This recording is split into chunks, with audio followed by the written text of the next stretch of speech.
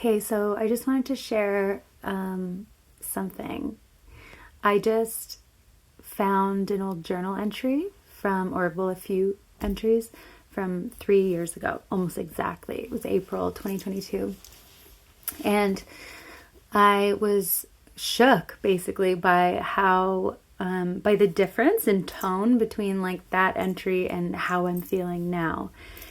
That entry it was really hard to read actually in some ways because I was so depressed and so like I had this pain inside me that was so intense that is almost like it's a foreign notion now in many ways, which is incredible because the pain that I was experiencing mostly around relational wounds and like yearning for love, yearning for relationship, things like that. I just don't feel that way anymore at all. Like it's like it's healed. And that is to me the most incredible thing. There was also this entry about, it was kind of they were kind of intertwined with each other. They were within a few days. And I had just like gone public, so to speak, like with my art practice, like, and I just kind of come out. That's how I put it, as being an artist. And like, I'd always made art, but it's like, that was the point when I felt like I was claiming space, taking up space in my life and in the eyes of others as an artiste. And like, that felt really significant to me because claiming that idea, claiming that role, societal role for myself was like something out of a dream. And so the fact that I was claiming it for myself felt like this obnoxious thing. And I was still struggling with all of these like really intense inner critic thoughts and voices saying like, who the fuck do you think you are to like do that? Like blah, blah, blah. Like, why would you of all people, blah, like, it's just brutal stuff, right? Like, but that's where I was, and I was still really struggling with all of that. And yet I was still simultaneously like doing the things that were scary. And like, that makes me emotional to think about because like, holy crap, how brave was that girl? Like, I'm like literally like infiltrated with these like scary, bad, depressing voices. And yet I still believed in the dream, and I believed in myself, and I believed in that seed of hope that was within me. And also this is like, there was this part of me that amidst all the other parts that were noisy, there was this part that intuitively knew that this was my path because I wanted it, because it was, my soul desired it.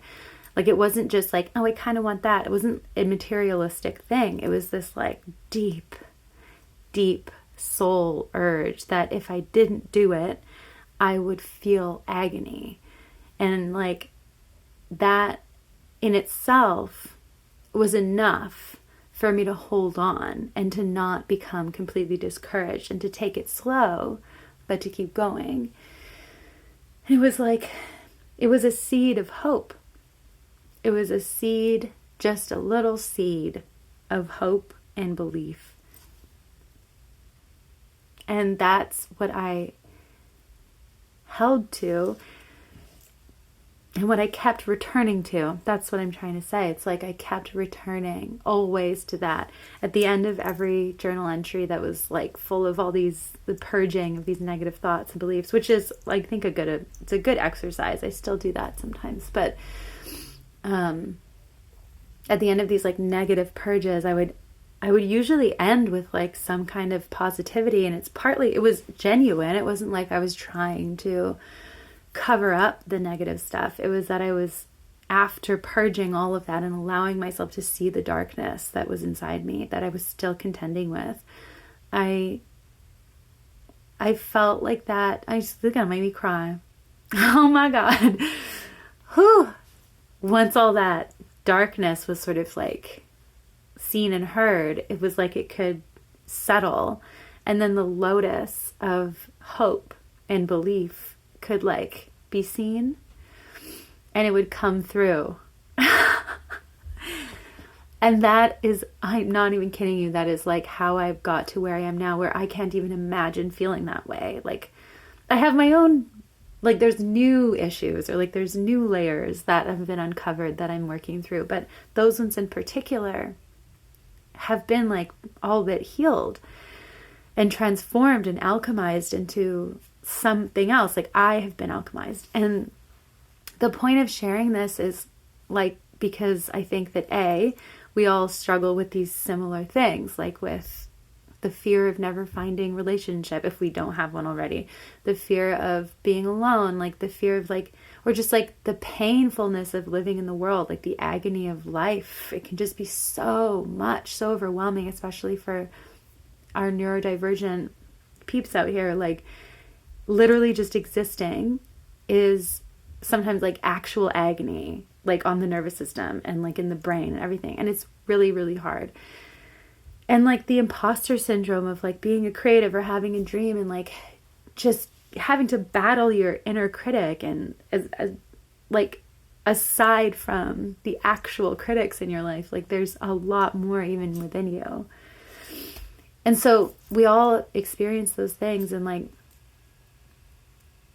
I'm just reminding you, like, don't give up, you know? And also if you also have like a journaling practice or something, like look back on the stuff from a few years ago, because you can see like how far you've come, and you'll also probably see how some things haven't changed, and that's really useful to know. But like, it is like, just take a minute and like properly, fully acknowledge how far you've come, and what an absolute incredible fucking feat that is.